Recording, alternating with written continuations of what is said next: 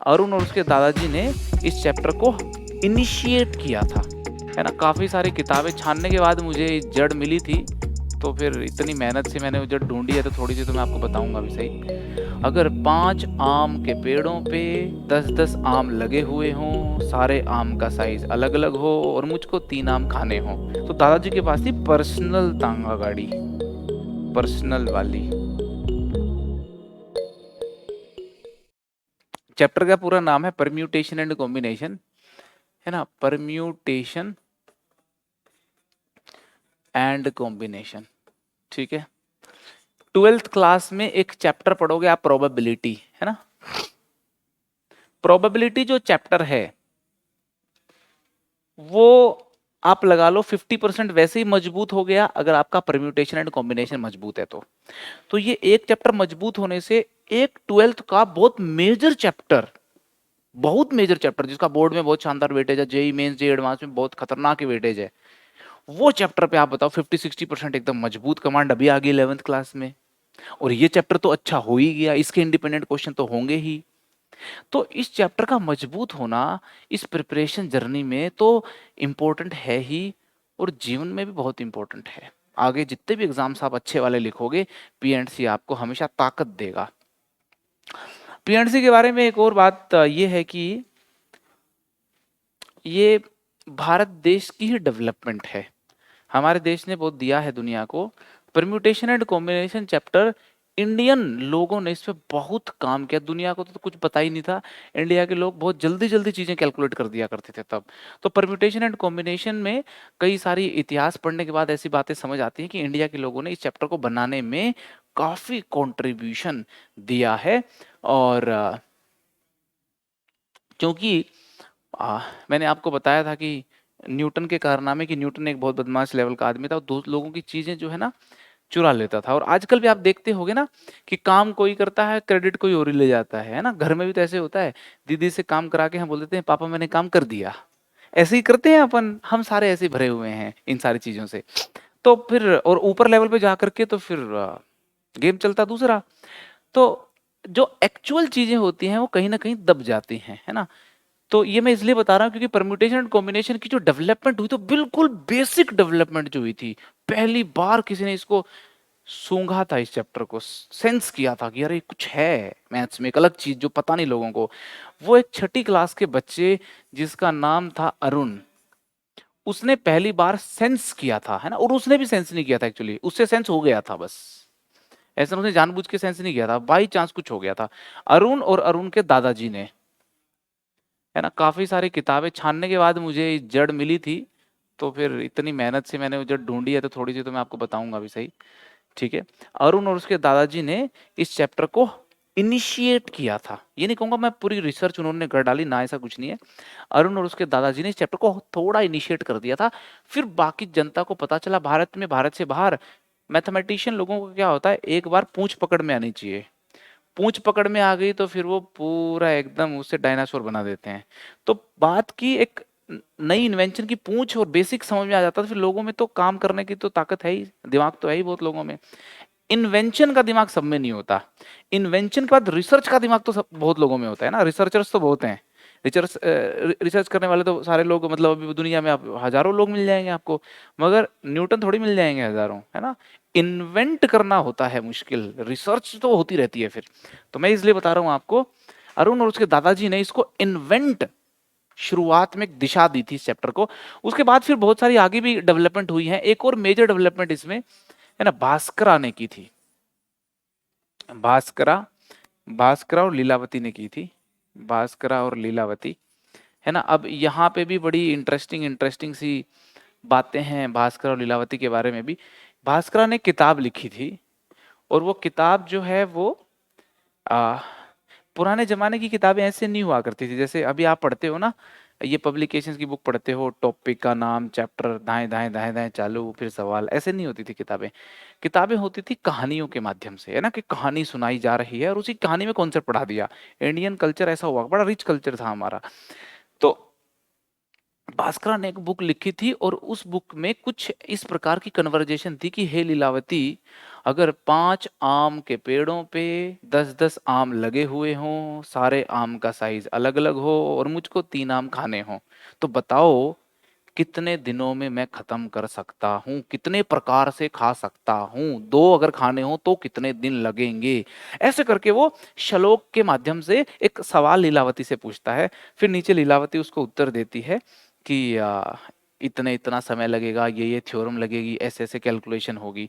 ऐसे करके हर एक कहानी है, वो कुछ एक कहानी पूछता है कि हम ऐसे करके जंगल में गए, जंगल में कुछ जामुन के पेड़ थे, 3 अंगूर के पेड़ लगे हुए थे, 2 जामुन 3 अंगूर खा लिए, बताओ कितने तरीकों से करा जा सकता है ये वाला काम, जंगल में जाने के रास्ते 5, आने के रास्ते 4, बताओ कितने प्रकार से आना जाना संभव है। ऐसी बहुत सारी कहानियों के माध्यम से लीलावती को संबोधित करते हुए भास्करा ने कई सारे दोहे लिखे हैं और फिर लीलावती ने भी उसके अंदर भास्करा को उत्तर देते हुए उनके आंसर्स जो है, उन दोहों के, उन प्रॉब्लम्स के आंसर्स और विद फॉर्मूला कि इसमें कॉन्सेप्ट यूज होगा बताए गए हैं। तो कुछ इतिहासकार ऐसा मानते हैं कि लीलावती भास्करा की बेटी थी, पुत्री थी, और उसकी पुत्री मैथमेटिक्स में बहुत तेज थी, तो वो जो भी कन्वर्जेशन किया करते थे वो उसको किताब में रिकॉर्ड कर लिया करते थे। मगर कुछ लोगों का कहना है कि लीलावती जो है वो एक फिक्शनल, उसने एक आइडेंटिटी बना रखी थी कि जैसे फिक्शनल बना दिया, मैं लीलावती को संबोधित करने के लिए कि मैं उससे बात कर रहा हूँ, और उसके माध्यम से उसने लिख दी है। काफ़ी कुछ पढ़ने के बाद मुझे जो पता चला है, वो ये है कि लीलावती वाक़ई में उसकी पुत्री हुआ करती थी और वो अपनी पुत्री से बहुत प्रेम करता था, और मैथमेटिक्स भास्करा का ज़बरदस्त मैथमेटिक्स था। न्यूटन-व्यूटन कुछ नहीं उसके आगे। इतना ज़बरदस्त मैथमेटिक्स था और लीलावती को उसने सिखाया। लीलावती बिल्कुल भास्कर जैसी हुआ करती थी, अपने पिता जैसी ही थी, बहुत शार्प थी और काफ़ी कुछ उसने सीखा अपने फ़ादर से। उसका फ़ादर बड़ा इम्प्रेस था, तो उसी को संबोधित करते हुए वो बुक लिख डाली उसने। खैर, ये तो एक वैसे एक बात थी, बहुत बड़ी बात थी, तो मैंने यहाँ मेंशन कर दी। मुद्दे की बात यहाँ है, चैप्टर तो यहाँ से चालू हो रहा है ना भाई। लीलावती तो फिर अपन ही बना देंगे सारे फॉर्मूले, तो फिर वो तो अपन बना देंगे। Formula banana is not a, chapter की जड़ पकड़ना is a very important thing, ठीक है। तो अरुण और दादाजी की कहानी कुछ ऐसी थी, बहुत ही कम शब्दों में जल्दी जल्दी बता रहा हूं मैं। कहानी पे ध्यान नहीं देना, कहानी में जो बातें कन्वे करने का प्रयास किया गया है, उन बातों को अगर कन्वे मैं कर पाता हूं और आप उस बात को समझ पाते हो, तो इस चैप्टर की नब्ज पकड़ में आ गई, और नब्ज पकड़ में आते ही फिर आप ये चैप्टर मेरे बिना भी पढ़ सकते हो, ठीक है। मेरा काम है इस चैप्टर की नब्ज आपको हाथों में सौंप देना, उसके बाद तो फिर क्या है, नए नए कॉन्सेप्ट पढ़ते जाएंगे मस्ती के साथ, चैप्टर खत्म हो जाएगा। तो कहानी कुछ यूं थी कि अरुण और उसके दादाजी की कहानी कुछ ऐसी थी कि अरुण 6 क्लास में हुआ करता था। अब देखो कितनी इंटरेस्टिंग स्टोरी है, भगवान जब भी करवाता है तो बड़ी सिमेट्री से चीजें करवाता है। 6 क्लास में हुआ करता था और 6 भाई बहन थे, 6 brothers and sisters, brothers and sisters, ठीक है। और उनके दादाजी भी थे, फिर फादर मदर अरुण के नहीं थे, उनकी अरुण के पैदा होने के बाद डेथ हो गई थी। पुराने जमाने में बीमारियां वगैरह काफी हुआ करती थी, ठीक है ना। अब तो हॉस्पिटल बन गए, पहले बीमारियों से बहुत मौतें हुआ करती थी। आपने सुना होगा टीपू सुल्तान के फादर हैदर अली हुआ करते थे, उनकी वो कैसे मरे, बीमारी से मर गए। ऐसे करके बहुत सारे राजा महाराजा वही सलट जाया करते थे, तो आम जनता तो भाई फिर टपकनी है ही। तो फादर मदर उसके नहीं थे, किस कारण की वजह से नहीं थे ये मुझको नहीं पता, ठीक है, क्योंकि मुझे मेरे को कहीं मिला ही नहीं। दादाजी जो थे, he was very gentleman person और बहुत सेंसिटिव आदमी थे। बहुत उम्र उनकी हो गई थी, 80s प्लस में थे वो, लेकिन वो सबका बहुत ध्यान रखते थे। वही मम्मी थे, वही पापा थे, वही दादा थे, वही दादी थे, और बहुत ध्यान रखते थे 6 बच्चों का। और उस जमाने के अमीर लोगों में से दादाजी हुआ करते थे, अमीर। और अमीरों के पास पहले BMW तो हुआ नहीं करती थी, तांगे हुआ करते थे, तांगा गाड़ी, ठीक है। तो दादाजी के पास थी पर्सनल तांगा गाड़ी, पर्सनल वाली, पर्सनल तांगा गाड़ी, ठीक है, विद ड्राइवर, ठीक है। और उस तांगा गाड़ी में थी 6 सीटें, 6 सीटें यहाँ बना देते तांगा गाड़ी को, ये बना दी तांगा गाड़ी अपन ने। यहाँ पे 6 सीटें लगवा रखी थी, 1 2 3 4 5 6, ऐसे करके यूं यूं करके कुछ हुआ करती थी। भैया बैठ गए यहाँ चलाने वाले, घोड़े वगैरह लगे हुए हैं भाई, समझ जाना बात को, ठीक है। टायर वायर भी हैं इसके अंदर, ठीक है। अपना जो मेन सीन है वो भैया के साथ है और 6 सीटों के साथ है, ठीक है। 6 सीटें हैं भाई, ऑब्वियस सी बात है, सीटें तो अलग अलग ही होती हैं, तो नंबरिंग कर देता हूँ मान लो, ये हो गई तांगा गाड़ी। अब अरुण खुद छठी क्लास में है और बाकी सारे भाई बहन उससे छोटे हैं, तो सोचो उनकी उम्र क्या रही होगी। चुन्नू मुन्नू थे सारे के सारे, है ना, रोते रहते थे पूरा दिन। इंटरेस्टिंग बात ये भी नोट करने वाले, दादाजी अकेले, संभाले कौन इनको। दादाजी वॉज वेरी शार्प। उसने कहा कि चाहे एज स्कूल में जाने की हो रखी हो चाहे नहीं हो रखी हो, अगर एडमिशन करा के स्कूल में पैसे दे करके आऊंगा तो स्कूल में तो जाना पड़ेगा बच्चे को, स्कूल में जाना पड़ेगा तो रोते रहेंगे वहां पे, अपनी क्या टेंशन है। तो उसने सोचा कि कुछ समय तो दिन में स्कूल में रह जाएंगे वो बच्चे, मैं अपनी तबीयत का ध्यान रख लूंगा 12 बजे 1 बजे तक। फिर स्कूल से बच्चे आएंगे, गुरुकुल हुआ करते थे पहले, अपन ने अपना समझने के लिए स्कूल मान लेते हैं। स्कूल से फिर बच्चे आएंगे, शाम का समय है, वो थोड़ा बहुत सो जाएंगे, फिर मैं संभाल लिया करूंगा और जीवन ऐसे करके व्यतीत हो जाएगा। कुछ सालों में अरुण बड़ा हो जाएगा तो संभाल लेंगे। तो अरुण को बड़ा गाइड करते थे कि बेटा ऐसे चलना चाहिए, बच्चे अपने भाई बहनों का ध्यान रखो, हमारी फैमिली में कोई सपोर्ट करने वाला नहीं है, अरुण को बहुत गाइड करते रहते थे। तो अरुण जो है अपनी उम्र से, अपनी उम्र के लोगों में, अपनी उम्र के बच्चों से ज्यादा मैच्योर हो गया था वो, सारी बात सुनता था दादाजी की, वेरी डिसिप्लिन्ड पर्सन, बड़ा अच्छा लड़का था वो। तो अब कहानी कुछ यूं शुरू होती है कि जब भी वो स्कूल में जाते थे तो इस तांगा गाड़ी में जाते थे। अब इस चैप्टर की शुरुआत होती है। जब इस तांगा गाड़ी में जाते थे तो हर रोज लड़ते झगड़ते थे, छोटे बच्चे थे ना। चुन्नी बोली मैं यहाँ बैठूंगी, मुन्नी बोली मुझे यहाँ बैठना, मोनू भी बोला यहाँ बैठना, और कुछ कुछ लड़ाई उनकी चलती रहती थी। भाई बच्चे तो बिना बात के कहाँ पे लड़ाई करते हैं। उसको बोलो ये वाली सीट पे बैठ जा, तो जब ये मिल गई तो बोलेगा कि नहीं मैं तो इस पे बैठना है मेरे को, तो बोले चलो इस पे बैठ जा, बोला नहीं नहीं नहीं, मैं तो इसी पे बैठूंगा। तो जिसको लड़ना होता है तो ऐसे लड़ता है ना, बहाने ढूंढ करके। तो वो ऐसे ही लड़ते थे। अरुण बोलता था जो बच गई उस पे मैं बैठता था, तो उसके साथ लड़ते थे ये, बोले नहीं नहीं मैं तो 2 पे बैठूंगी, एक पे टांग रखनी है मुझको। तो रोज की लड़ाई, अब लड़ाई तो शांत नहीं हो सकती। तो दादाजी के दिमाग में प्रश्न उठा, बोला यार अगर बच्चे हैं चलो कोई बात नहीं लड़ते हैं, अगर इनको बैठा के एक दिन ये बोला जाए कि बेटा देखो आज हो गया है 11 अक्टूबर, आज पहली दूसरी तीसरी चौथी पांचवी छठी ये सीटें हो गई, ध्यान से सुनना बात को, ये सीटें हो गई। बोला 11 अक्टूबर को इन सीटों पे पहली पे बैठेगा चुन्नू, दूसरी पे मुन्नू, इस पे बंटी, इस पे शंटी, इस पे राम और इस पे राधे श्याम। मान लो ये बैठ जाएंगे। बोला ये तो बड़ा सिंपल प्रॉब्लम है। 12 अक्टूबर को बोला मैं ऐसे बना दिया करूंगा। दादाजी तो अपना दिमाग लगाएंगे भाई, जैसे घर वाले अपना लगाते हैं ना, फिर अपन 1 मिनट में फ्लॉप कर देते हैं उनका दिमाग, वैसे ही लगा रहे थे वो। 12 अक्टूबर को बोला कि मैं ऐसे कर दूंगा, चुन्नू मुन्नू यहाँ बैठा, मुन्नू यहाँ चुन्नू यहाँ, फिर ऐसे करके बोला मैं अलग अलग, मैंने आपको क्या बताया, अमीर हुआ करते थे, नोट करनी है 2 बातें, है ना, अमीर हुआ करते थे, और पुराने जमाने में अमीर लोग ही शिक्षित हुआ करते थे, है ना, गरीब शिक्षित नहीं हुआ करते थे, अमीर हुआ करते थे, और अमीर थे ये भी कारण था उनकी शिक्षित होने का। गरीब लोगों के पास शिक्षा नहीं हुआ करती थी, ये अधिकार तो बाद में आए हैं, सबको समान शिक्षा के अधिकार, और ये सारी कहानी तो बात की है। अंग्रेजों का जमाना था, अभी उससे पहले का जमाना था, अंग्रेजों से पहले का जमाना था, राजाओं का। तो 12 अक्टूबर को ऐसे बैठेंगे, तो दादाजी ने अपना दिमाग लगाया कि मैं डेट वाइज अलग अलग अरेंजमेंट कर दूंगा और एक कॉपी में लिख दूंगा, कॉपी में लिख दूंगा, अरुण को पकड़ा दूंगा कि भाई देखो कॉपी के हिसाब से चलेंगे, ना अरुण के हिसाब से ना दादाजी जो कॉपी बोलेगी उसके हिसाब से चलेंगे। तुम्हें क्या लगता है, बात तो जायज थी, बात तो जायज थी। और उसने अरुण को बुलाया, अरुण ने कहा दादाजी आइडिया बढ़िया है ये, छोटे लोगों को भी, अब बच्चे इतना तो समझ ही लेंगे कि बेटा देखो लिख लेते हैं उसके हिसाब से चलेंगे, तो बच्चे भी कन्विंस हो गए। ठीक है, तो सब लोग अपना मान गए, सब लोग अपना मान गए, तो बोला चलो अरेंजमेंट लिखते हैं भाई। अब पुराने जमाने में ऐसे तो नहीं हुआ करते, बॉल पेन होते थे, खच खच खच खच लिख दी। दवात हुआ करती थी, कलम हुआ करती थी, इसमें डुबोते थे, पन्नों पे फिर लिखते थे, ऐसे कुछ कहानी हुआ करती थी।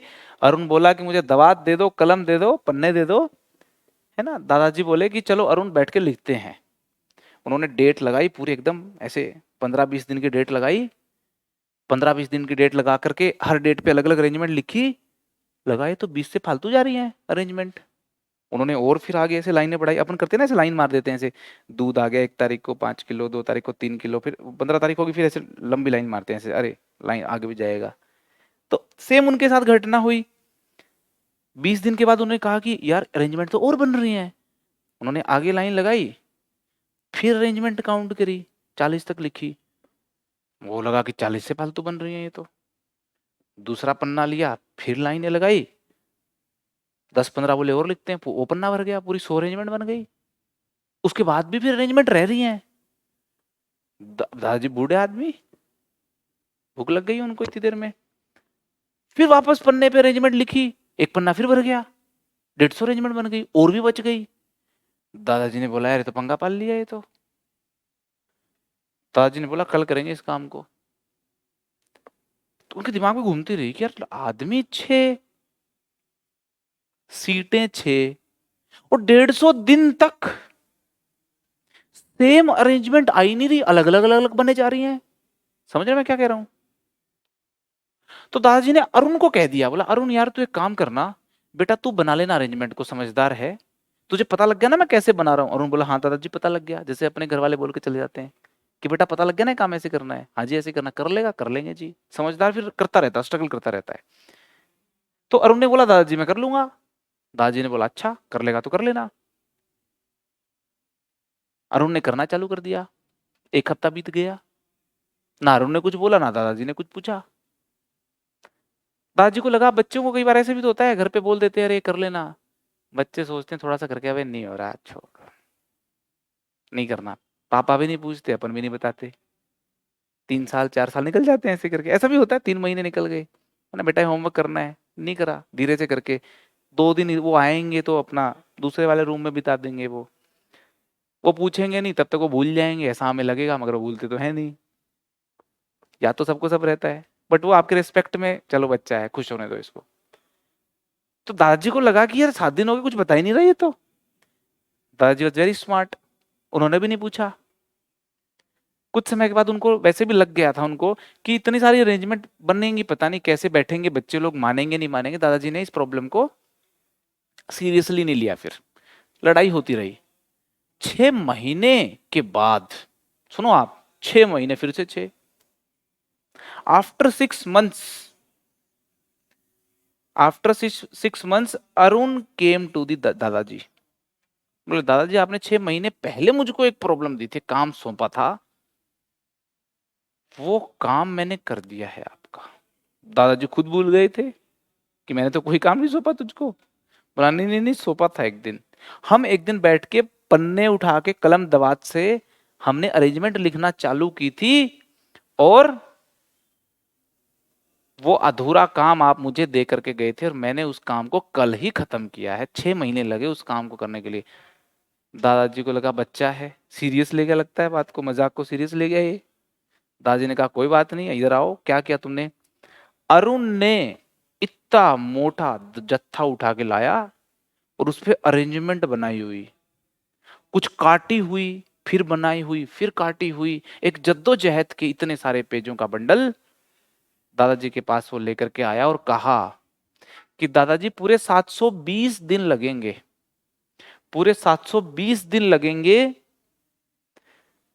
पूरे 720 दिन लगेंगे, हम भाई बहनों को अलग अलग दिनों में एक पर्टिकुलर अरेंजमेंट के तहत अगर आप अरेंज करते हो तो। और फिर उसने दादाजी को एक और बात बताई, बोला देखो एक साल में होते 365 दिन, उसमें 52 आते हैं संडे, अगली साल में फिर से 365 दिन, तो 365 प्लस 365 कितना हो गया? 730। 730 में से 52 संडे हटा दो, कितने हो बच गए? 630 लगभग। और बोला ये 720 3 साल में जाकर के मेरा वापस नंबर आएगा उसमें, तो हम लड़ना ज्यादा पसंद करेंगे। समझ रहे हो मैं क्या कह रहा हूँ? भाई आपको कोई बोले कि पहले बेंच पे बैठना है, मुझको तो पहले पे बैठना है जी, आपको मैं समझाऊंगी नहीं नहीं पहले पे मत बैठा करो, आप ऐसे 6 बेंच पे ना बदल बदल के बैठ लिया करो, है ना। आप सब लोग 6 के 6 लोग लड़ने लग जाओ कि मुझे इस पे ही बैठना है, मुझे इस पे, मुझे इस पे। मैं आपको एक सजेशन दूं कि आप ऐसा करो, आप ऐसे मत बैठो, आप नंबर लगा करके बैठ जाया करो, मैं अरेंजमेंट लिख के दे देता हूँ। आपको पता चले कि जिस तरीके से हम अभी बैठे हैं 6 बेंच पे, 721वें दिन इस तरीके से नंबर आएगा। 600 720 दिन तक तो हम बदले जाएंगे ऐसे ऐसे करके। आप बोलोगे छोड़ो 3 साल में नंबर नहीं लेना मुझको, 3 साल में तो हम तीसरी चौथी क्लास पार कर जाएंगे। हम तो लड़ने में ज्यादा, अब लड़ोगे ना फिर तो आप लड़ना ज्यादा प्रेफर करोगे आप। 3 साल के बाद का सोल्यूशन तो चाहिए क्या अपने को? कोई ऐसा सोल्यूशन है, लड़ाई हो रही हो इंडिया और चाइना पे और 3 साल के बाद का सोल्यूशन लाके दें, देखो 3 साल के बाद हम तुमको ये दे देंगे, प्लीज मत लड़ो। बोलेंगे पागल हो क्या, अभी चाहिए जो चाहिए। ऐसा ही होता ना लड़ाई में। तो दादाजी लगा पागल है क्या, 720 दिन थोड़ी लगते हैं, लोग 6 सीटें 6 और कह रहे हो 721वें दिन नंबर आएगा। दादाजी को लगा बच्चा सीरियस ले गया, थोड़ा सा इमोशनल हो गया होगा, गलतियां वगैरह कर दी होंगी। बोला रख दे पेपर, मैं देख लूंगा जाके। अरुण ने बोला नहीं नहीं, 6 महीने लगाए हैं मैंने, मैं रोज उठ के काउंटिंग करता था, अब 6 महीने क्यों लग गए, कोई बता सकता है क्या? ऐसा भी क्या ही था इस काउंटिंग में 6 महीने लग गए?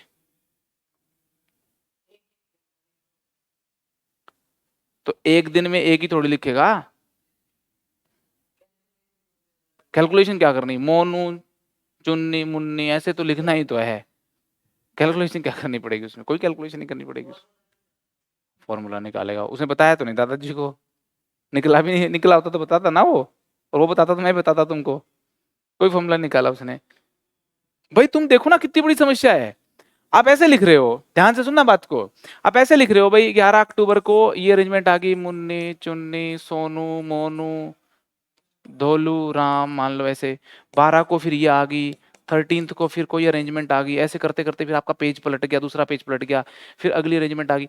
जब उससे अगली अरेंजमेंट पे जब पेज पे आप लिख रहे हो तो पता लगा अरे ये तो पहले पे ऑलरेडी लिख दी, रिपीट भी तो नहीं करनी। अरे समझ में आ रही कि नहीं आ रही? जब आप 400 अरेंजमेंट लिख लिया आपने, 401वीं लिख रहे हो आप, तो ये बात भी तो ध्यान रखनी है, ये जो 401वीं एक तो ढूंढनी, फिर वो 400 में नहीं होनी चाहिए। तो सारे पेज में चेक करके देखो, वापस लिख तो नहीं दी, लिख तो नहीं दी, लिख तो नहीं दी, लिख तो नहीं दी, अरे नहीं लिखी, चलो ठीक है हाँ ये लिख लो। अरे लिख दी, नहीं नहीं कुछ और बनाना पड़ेगा। समझ रहे हो मैं क्या कह रहा हूँ? ऊपर से वो बच्चा 6ठी क्लास का, इतना लॉजिक डेवलप नहीं हो रखा उसका, फिर भी लॉजिक लगा रहा है और ढूंढ भी रहा है कोई गलती तो नहीं होगी हो। इस जद्दोजहद में लग गए 6 महीने। कन्विंस्ड हो ना इस बात से, लग सकते हैं, ठीक। तो अगर मान लो ऐसा था, ऐसा ही था, तो अरुण ने बोला ऐसा है दादाजी, आप बड़े हो, पूरी आपकी रिस्पेक्ट है, मगर महीने लगाए 6, कोई गड़बड़ नहीं है। सारी अरेंजमेंट लिख करके 5 महीने में मैंने खत्म कर दी थी, 1 महीना तो रिवीजन रिवीजन करने में लग गया मुझको, को वापस रिपीट तो नहीं हो गई हो, कभी आंसर 721 आ रहा हो मैं 720 बता दूं दादाजी को। काम दादाजी ने दिया, इतना रिस्पेक्ट करता था कि दादाजी ने काम दिया तो बिल्कुल सही होना जरूरी है वो, और लड़के ने बिल्कुल सही कर दिया। 720 उसके तरीके थे, 720 नंबर ऑफ वेज थे, ऐसा लिखे ना, 720 दिनों में हर तरीका फिट होता तो सही शब्द का इस्तेमाल करें तो 720 नंबर ऑफ वेज थे to arrange 6 people into 6 seats. समझ में आ रही कहानी क्या है? तो दादाजी को लगा कि ये हजम नहीं हुआ, दादाजी ने फिर 8-10 दिन का समय लिया, देखा कि बच्चे ने तो 720 जो है सही कैलकुलेट कर रखा है। अपने इंडियन कल्चर में एक चीज चलती है कि जैसे मामा आते हैं घर में तो पूछते हैं कि बच्चा कौन सी क्लास में है, तो पता लगता है 6 क्लास में है। और मामा अगर मान लो कुछ हो टीचर वगैरह गलती से, तो पूछते हैं बता तू मुझे ट्राइंगल का एरिया का फॉर्मूला क्या होता है, ऐसे करके पूछते हैं ना, सवाल जवाब चलता है घर पे। तू ये बता मेरे को कि इस वर्ड का क्या मीनिंग होता है, ऐसा चलता है ना अपने यहाँ पे। तो दादाजी ने लगा कि यार ये तो मतलब 6 लोग 6 सीटों पे बैठने के 720 तरीके। दादाजी अरुण के स्कूल में गए हुए थे, तो दादाजी वहाँ के जो मैथ्स टीचर हैं उनके पास बैठ गए।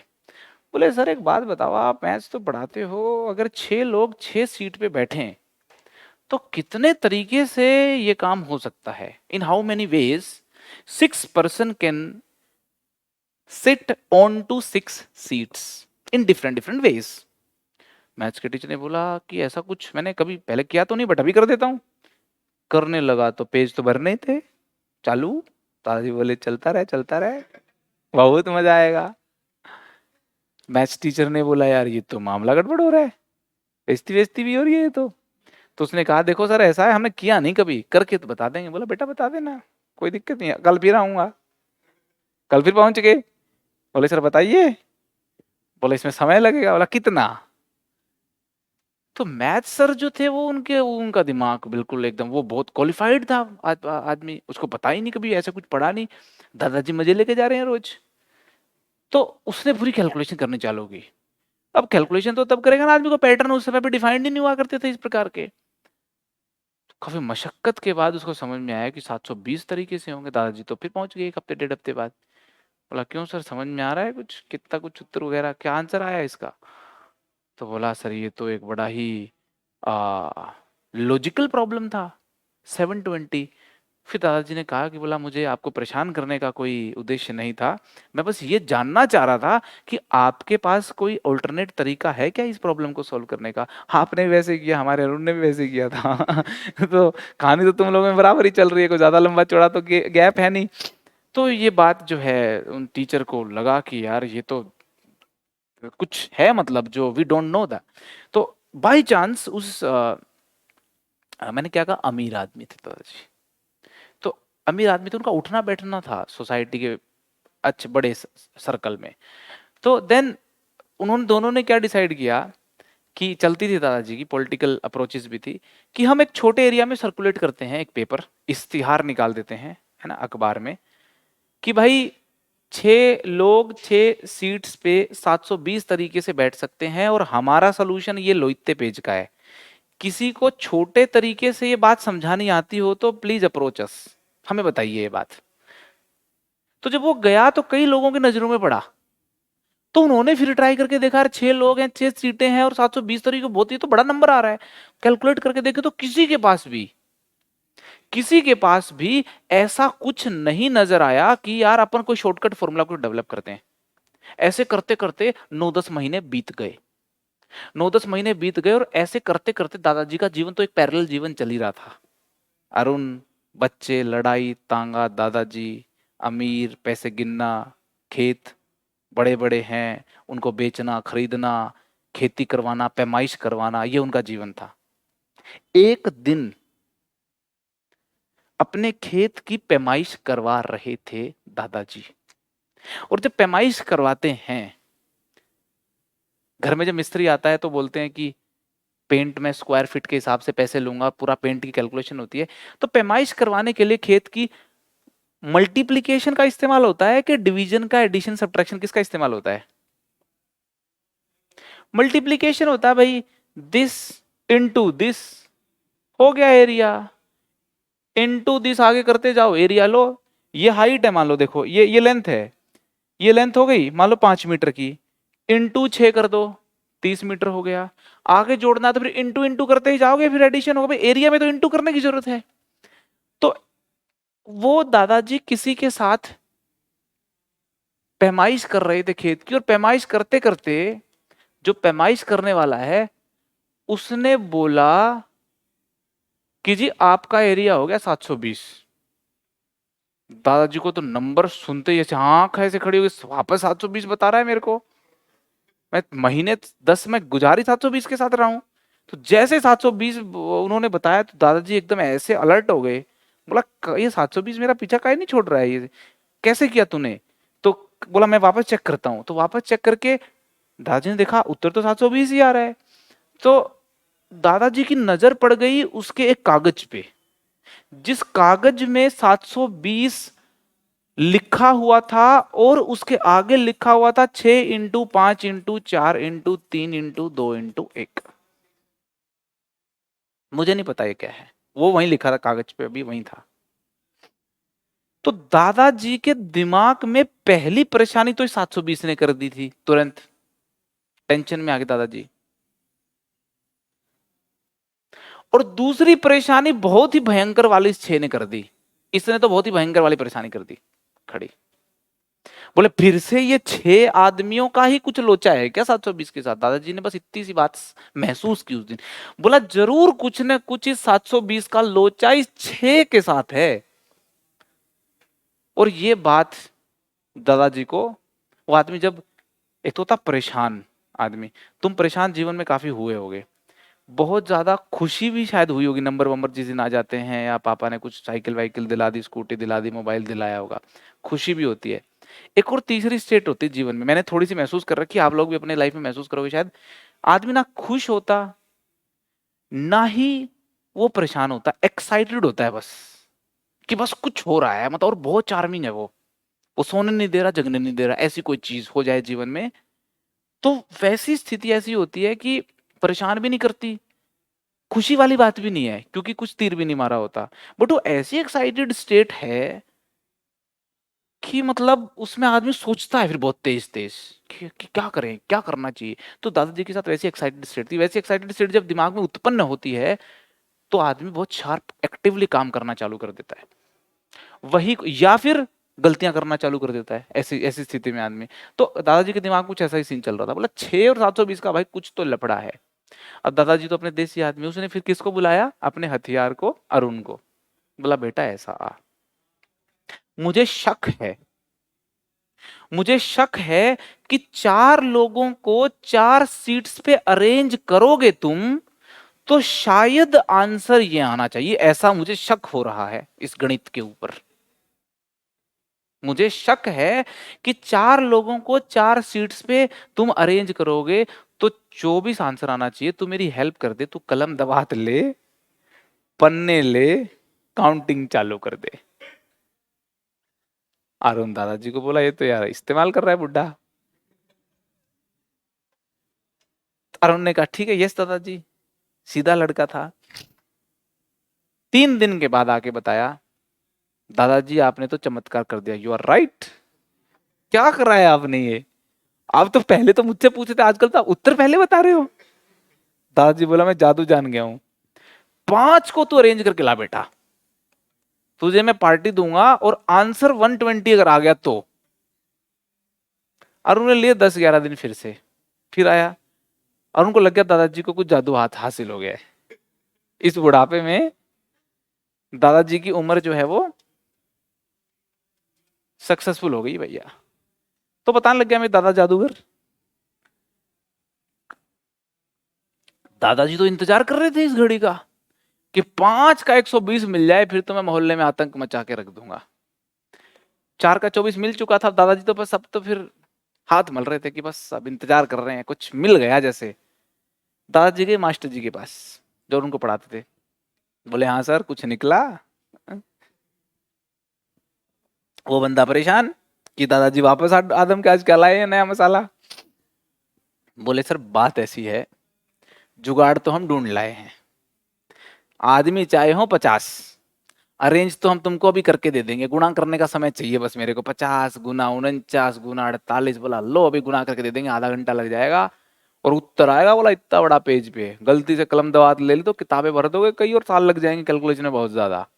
तो जुगाड़ तो हम निकाल लाए हैं कि आदमी तुम हमें कितने ही बता दो, सीटें दे दो, हम बता देंगे इतने तरीकों से उनकी अरेंजमेंट की जा सकती है। मास्टर जी को सारी बात समझाई।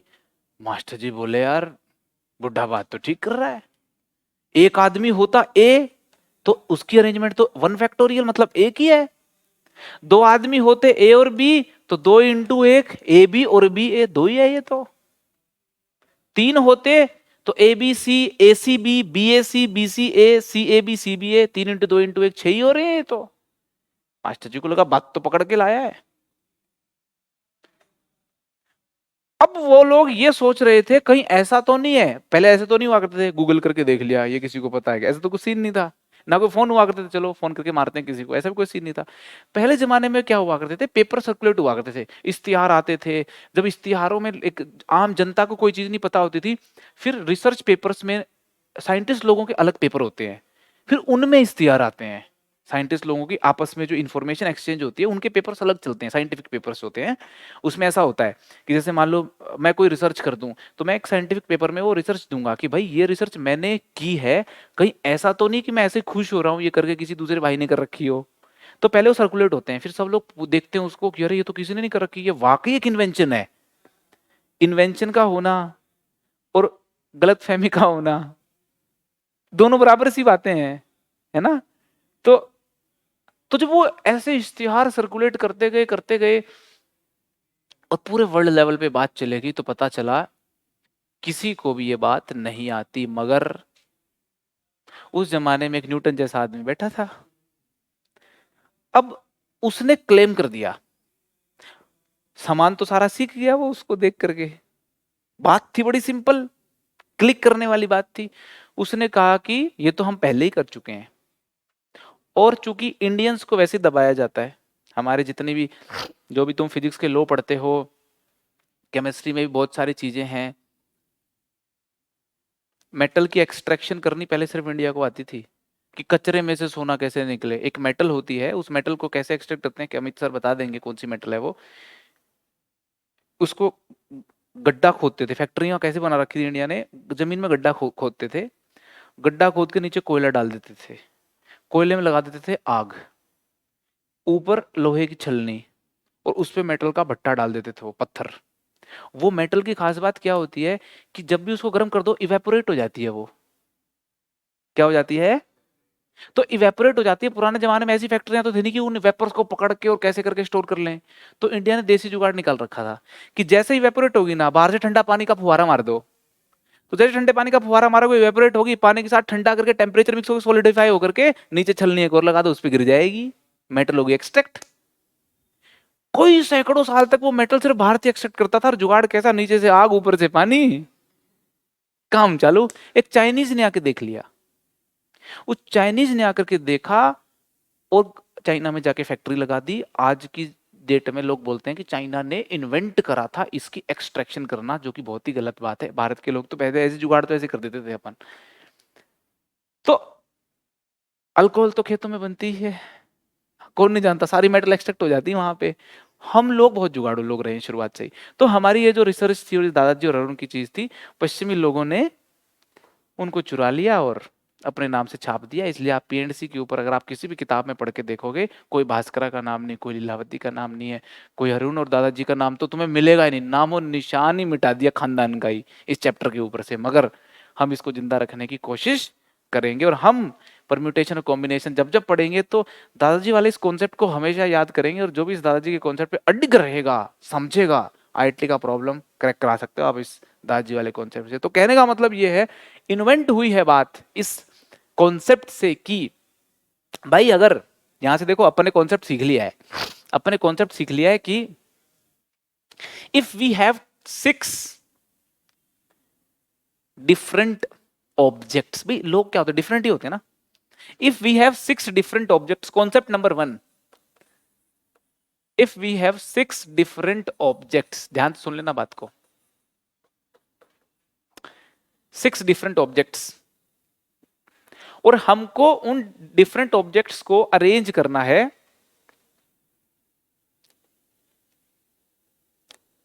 On 6 different places. ठीक है, 6 different objects we have to arrange, we have to arrange 6 different objects on 6 different places।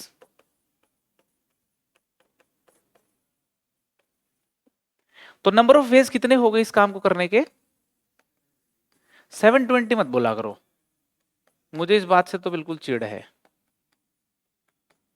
इतने तरीके हो गए, इसका फाइनल आंसर वो लिखना पड़ता है हमको। 720 लिख दिया, चलो वेज, मगर आंसर अपन बोलेंगे ये 6 into 5 into 4 into 3 into 2 into 1। ठीक है ना, इतने तरीके हैं जी, जो भी आ रहा है आंसर तो गुणा तो कर ही लेंगे अपन। ये इंपॉर्टेंट ही नहीं है नंबर अपने लिए, अपने लिए ये कहानी इंपॉर्टेंट है सारी की सारी,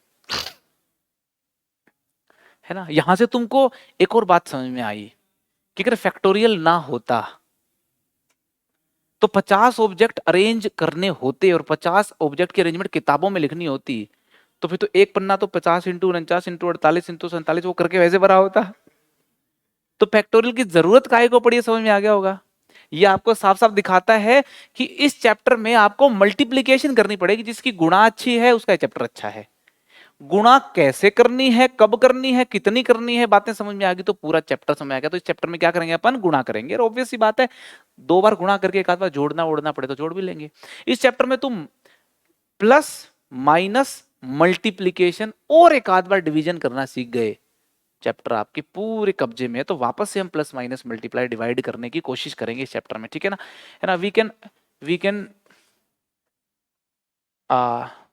observe the use of factorial, the use of factorial. Factorial notation का अपन यहां से यूज समझ सकते हैं, ठीक है। अच्छा, ये दुनिया का सबसे पहला मॉडल था, मॉडल नंबर 1। ये दुनिया का सबसे पहला मॉडल था जिससे लोगों ने पीएनसी समझने का समझने की कोशिश की थी, समझने की शुरुआत की, पहला मॉडल। तो हम क्या करेंगे, इस चैप्टर की शुरुआत हमने एक पहले मॉडल की कहानी से की है। ऐसे मैं एक और मॉडल दूंगा आपको, फिर एक और मॉडल दूंगा, फिर एक और मॉडल दूंगा, ऐसे 5-6 मॉडल करेंगे। फिर हम 5-6 मॉडल में कॉमन देखेंगे कि यार हो क्या रहा है, फिर उस जो चीज हो रही है फिर उसके एक्सप्लेनेशन निकालने की कोशिश करेंगे, और फिर हम रूल बना देंगे पीएनसी का पहला। जैसे न्यूटन का पहला रूल होता है ना, Newton first law, second law, third law पढ़ के तुम्हें न्यूटन लॉ मोशन, फ्रिक्शन और आगे की सर्कुलर मोशन सब पढ़ा दिया तुमको सर ने, फिजिक्स वाले सर ने। रोटेशन मोशन में क्या ही करते हो तुम, वही तो फोर्स बैलेंसिंग करते हो। एक टॉर्क है, वो भी फोर्स का ही एक इफेक्ट है। न्यूटन के 3 लॉ से दुनिया का कोई काम करा लो तुम, मैकेनिक्स का, न्यूटन ने 3 लॉ में सब समेट दिया। ऐसे ही अपन इस चैप्टर के भी ऐसे 3-4 लॉ दे देंगे। उन लॉ पे जो जितना कायम रहेगा वो उतना ही रिजिड हो जाएगा और उतना ही सीधे लक्ष्य वाला हो जाएगा प्रॉब्लम क्रैक करते हुए, ठीक है ना। और प्रॉब्लम क्रैक होनी चालू हो जाएंगी। समझ में आ रही बात आपको? तो मॉडल नंबर 1 अपने को समझ में आ गया। अब बात करते हैं मॉडल नंबर 2 की, उसके बाद फिर लिख लेना आप लोग। मॉडल नंबर 2 देखते हैं जरा अपन। अलग अलग सिचुएशन है, अलग अलग मॉडल्स हैं। एक सिनेमा हॉल है, सिनेमा हॉल प्रॉब्लम। एक सिनेमा हॉल है, ठीक है। एक सिनेमा हॉल में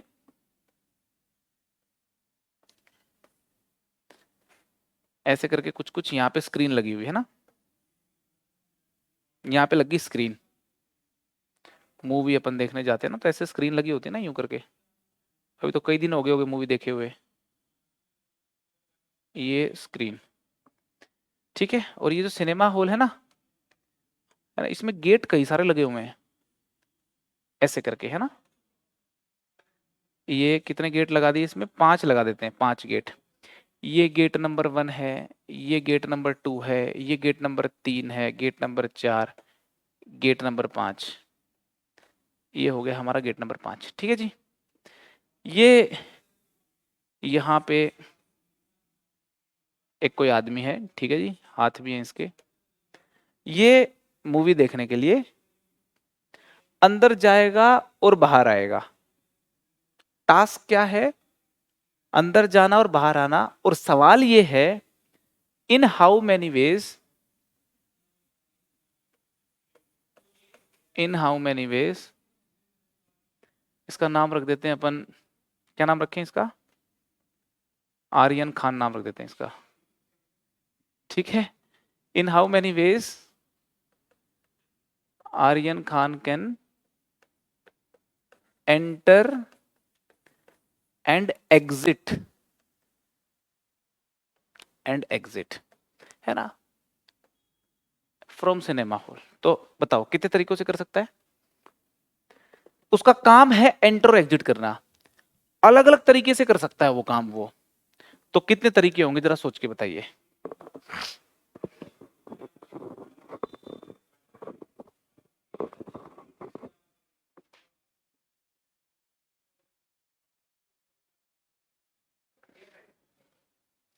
ट्वेंटी 25 तरीके होंगे। ऐसे सोचो, गेट नंबर, ये एंट्री और एग्जिट। अगर गेट नंबर 1 से एंटर किया तो एग्जिट गेट नंबर 1 से भी कर सकता है, 2 से भी, 3 से भी, 4 से भी, 5 से। 5 प्रकार तो यहां पे हो गए, 5 तरीके हो गए। फिर गेट नंबर 2 से करेगा तो भी 5 तरीके, गेट नंबर 3 से करेगा तो भी 5, गेट नंबर 4 से करेगा तो भी 5, और गेट नंबर 5 से एंट्री करेगा तो भी। एग्जिट के तो 5 ही रहने वाले हैं। तो 5 प्लस 5 प्लस 5 प्लस 5 प्लस 5 25 हो गए, या 5 इंटू 5 कर दो। समझ में आ रही कि नहीं आ रही, है ना, 5 इंटू 5 वेज। लेकिन सवाल मेरा एक और भी है यहां पे, in how many veg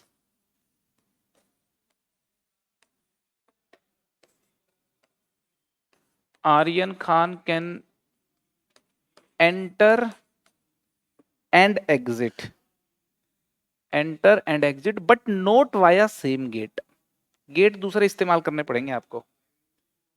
enter and exit but not via same gate, तो क्या आंसर आएगा फिर?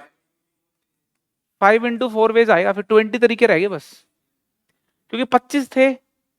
G1 से जाना, G1 से आना, G2 से जाना, G2 से आना, G3 से जाना, G3 से आना, G4 से जाना, G4 से ही आना, और G5 से जाना, G5 से आना। ये 5 माइनस हो गए 25 में से, इसलिए 20 बच गया। सीधी बात है, ये बात अपन फील कर पा रहे हैं? ठीक है, तो चलो जी, हल्की फुल्की बात समझ में आ रही है अपने को। अब मैं एक और मॉडल दिखा रहा हूं आपको। मैं ये कह रहा हूं, डाइस पता है ना आपको क्या होती है? लूडो खेलते हैं ना अपन, डाइस होती है ना। क्या डाइस बोलते हैं कि डाई बोलते हैं? डाई बोलते हैं कि डाइस बोलते हैं उसको? ऐसे जो लूडो जो होती है वो ऐसे उछालने वाली जो होती है, डाई भी लिखा नहीं देखा क्या? डाई नहीं? अच्छा, ऐसा होता है क्या? चलो क्वेश्चंस जब करेंगे तब बताऊंगा, क्वेश्चंस में देखना फिर कौन से वाला आएगा वो। चलो डाइस मान लिया मैंने अभी के लिए, आगे इस पे और चर्चा कर लेंगे। तो डाइस जो होती है ना, डाइस डाइस 2 प्रकार की होती है भाई, या एक ही प्रकार की होती है? दो कौन कौन? नहीं, डाइस जो खेलते हैं अपन, जो शतरंज के खेल में महाभारत में जो खेलते थे युधिष्ठिर और वो खेले थे आपस में, दुर्योधन। पासे, हाँ ये इसको पता, असली वाली टर्म इसको पता है, पासे। हाँ वही पासे। तो तो डाइस 2 प्रकार की होती हैं, एक तो युधिष्ठिर वाली थी, एक शकुनी मामा वाली थी। तो युधिष्ठिर वाली थी फेयर डाइस, भाई गेम तो फेयर से होता है ना भाई, फेयर डाइस। और दूसरी शकुनी मामा वाली अनफेयर, वो तो बोलता भांजे बता तेरे को क्या चाहिए, वही ला देंगे, अपना क्या है। वो मानती थी उसकी बातें, तो वो इन्फ्लुएंस थी उससे। तो ऐसी डाइस के साथ तो खेलना डेंजरस। अनफेयर डाइस थी वो तो बायस्ड थी, वो बायस्ड। ऐसी डाइस को बोला था बायस्ड डाइस। बायस्ड डाइस भी होती हैं दुनिया में, कोई दिक्कत नहीं है। फेयर डाइस भी होती। कंप्यूटर वाली लूडो भी तो खेली होगी, फोन में खेलते रहते हो आप लोग, तो वो वाली लूडो कौन सी होती है? बायस्ड होती है कि अनबायस्ड होती है? ऐसा लगता है तुमको अनबायस्ड होती है। कंप्यूटर की बात नहीं मानती वो, तुम्हारी तो मानती नहीं है वो। और वो कंप्यूटर के हिसाब से, प्रोग्रामिंग के हिसाब से चलती है वो तो वो बायस्ड है मुझे लगता है कभी कभी तो उसको अनबायस्ड तो कहा नहीं जा सकता जब तक पूरा प्रोग्राम नहीं पता है मेरे को। प्रोग्राम या तो पता हो, पता लग जाए कि हाँ अनबायस्ड है पूरी, और अनबायस्ड कैसे क्रिएट करोगे? ऐसा ये थोड़ी है कि अनबायस्ड क्रिएट कर दो। प्रोग्रामिंग में कुछ तो लिखोगे कि कितनी बार में 6 आए, जैसे आपने लिख दिया ना कि हर 16वें बार के अंदर एक 6 आना चाहिए, हो गई बायस्ड। क्योंकि जबरदस्ती कराई गई चीज है वो उससे, प्रोग्रामिंग के थ्रू। प्रोग्रामिंग से जब जब डाइस से जबरदस्ती कराओगे तो काहे की बायस्ड होगी, अनबायस्ड होगी, वो बायस्ड है वो, है ना। फेयर डाइस को बोलते हैं unbiased dice, unbiased dice. Toss होता है ग्राउंड के अंदर, है ना। क्या लिख दिया मैंने, स्पेलिंग गलत लिख दिया कुछ? ये लो, ग्राउंड पे टॉस होता है।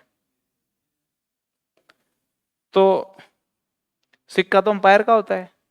धोनी बोले कि नहीं नहीं अपन सिक्का लेके जाएंगे ना भैया, नहीं लेके जाने देंगे। सिक्का लाएगा अंपायर, और सिक्का लाएगा बिल्कुल नया बैंक से निकल के, पुराना सिक्का नहीं। क्यों? खुरच दिया किसी ने, कुछ और कर दिया, भाई कोई रिस्क नहीं लेते। नया वर्ल्ड कप का फाइनल मैच है, टोटल नया सिक्का आएगा, पूरा एकदम ऐसे करके घूमेगा, उछलेगा। अगर वो उछला नहीं टॉस कैंसिल। अंपायर को प्रॉपर्ली इंस्ट्रक्शन दी होती है कि ये पकड़ के ऐसे उछालना है, और वो कम से कम टॉस से पहले कई दफे उछाल के आता है, कहीं कैमरे के सामने बेइज्जती ना हो जाए। ऐसे करूंगा और सिक्का सीधा ऊपर चला गया मान लो, तो टॉस कैंसिल हो जाएगा। टॉस कैंसिल, इंटरनेशनल लेवल का अंपायर है तो फिर अंपायर कैंसिल। तो इसलिए पूरी वो ऐसे प्रैक्टिस करके आता ताकि सिक्का उछले। तो कैमरा मैन, अगर आपने देखा होगा, तो कैमरा मैन जब भी सिक्का उछलता है तो उसी पे फोकस करता है कि सिक्का ऐसे घूम रहा होता है। कभी भी उसके हाथ से, वो तो चलो मजे लेने के लिए, वो थोड़ा अट्रैक्ट करने के लिए करता है, लेकिन असली जो उसमें शॉट होता है, कैमरा शॉट, ये होता है कि वो सिक्का जब हवा में घूम रहा होता है ना, बस वो रिवोल्यूशन चेक कर ले, रिवॉल्व कर रहा है कि नहीं कर रहा। एक रिवोल्यूशन उसका होना जरूरी है अगर उस सिक्के को आप अनबायस्ड बोलना चाहते हो, तो युधिष्ठिर वाला सिक्का बोलना चाहते हो तो। समझ में आ रही कि नहीं आ रही बात? तो इसलिए सिक्के लाएंगे अंपायर, बिना जादू वाले सिक्के। ठीक है भाई, ये टर्मिनोलॉजी। ऐसे कॉइन्स होते हैं ना, कॉइन्स भी बाइस्ड कॉइन्स हो सकते हैं, अनबाइस्ड कॉइन्स हो सकते हैं, फेयर कॉइन्स हो सकते हैं, अनफेयर कॉइन्स भी हो सकते हैं। ठीक है, तो अपन बात कर रहे हैं डाइस की, और बात कर रहे हैं अपन फेयर डाइस की। ठीक है, तो फेयर डाइस का स्ट्रक्चर अपने को पता होना चाहिए भाई। उसमें अपना एक होता है, फिर दो लिखा होता है, 3 4 5 6, पता है ना अपने को, बेसिक चीजें है ना। ये चैप्टर पढ़ते हुए आपको तीन चीजों की नॉलेज की जरूरत होगी। एक तो सिक्कों की, सिक्कों की है ही, हेड और टेल होते हैं उसके अंदर। दूसरा डाइस, डाइस का आपको पता है ही, 1 2 3 4 5 6 पासे हैं। पासे तो खेलते हो, नुक्कड़ पे लगाते तो नहीं 30 40 रुपए वो लगा लेते ना 100 रुपए के साथ, चलो कर लेते हैं, वैसा तो नहीं करते। चलो ठीक है फिर तो। और एक ताश के पत्ते, है ना। ताश खेलना बुरी बात है, लेकिन इस चैप्टर के लिए कोई बुरी बात नहीं है। ताश के पत्ते अपने को पता होने चाहिए। 52 पत्ते होते हैं, 52 पत्ते में 4 एस होते हैं। वो पूरा डायग्राम बना के दिखा दूंगा। बहुत सारे ऐसी चीजें हैं जो नहीं आती, नहीं पता। खेला ताश वगैरह, खेले कभी? रोज खेलते हो ताश? खेलते हो? यही है बीमारी। तो वो फोन वाले ताश खेलते हो, या फिर वो वाले ऐसे ऐसे करके वाले जो होते हैं, वो ताश खेलते हो? रमी खेलते हो? अच्छा, ताश खेलते हो? तुम तो काफी कुछ खेलते हो भाई। हाँ, नहीं खेलते ताश? ताश खेले कभी? पहले गांव में खेले होंगे ताश, गांव बूढ़े खेलते ताश, चाय बना के बैठ गए, वो मजा आ गया उधर बैठ के, वही वाले ताश है ना। आपने खेले कभी ताश? नहीं खेले? पहले खेलते कभी, 2 दिन पहले तो नहीं खेले कभी। चलो ताश की एक बार गड्डी दिखा दूंगा ला करके तुम्हें। मैं इसलिए पूछ रहा हूँ क्योंकि आईटी में प्रॉब्लम आ गया एक बार ताश के पत्तों का, और उसमें कुछ शब्दावली इस प्रकार से थी कि वो समझ ही नहीं पाएगी क्वेश्चन क्या कहना चाह रहा है ये। तो इससे अच्छा ताश देख लो भाई एक बार अच्छे से, है ना। तो कोई दिक्कत नहीं है ताश वाश देखने में, क्योंकि बहुत सारे क्वेश्चन बनते हैं ताश के ऊपर, बड़े अच्छे अच्छे क्वेश्चन बनते हैं। और आपको एक बड़ी इंटरेस्टिंग बात बताता हूँ, प्रोबेबिलिटी के जो वर्ल्ड लेवल के प्रॉब्लम बनते हैं वो ताश पे ही बनते हैं। ताश के पत्तों पे इतनी रिसर्च होती है, इतनी रिसर्च होती है, परम्यूटेशन और प्रोबेबिलिटी के अंदर खूब रिसर्च होती है। शतरंज के गेम पे और ताश के पत्तों पे बहुत रिसर्च होती है। ठीक है, खैर। तो मैंने क्या किया, फेयर डाइस, सिक्का को टॉस करते हैं और डाइस को रोल करते हैं अपन, है ना। A fair dice is rolled 3 times. A fair dice is rolled 3 times, है ना, 3 टाइम्स।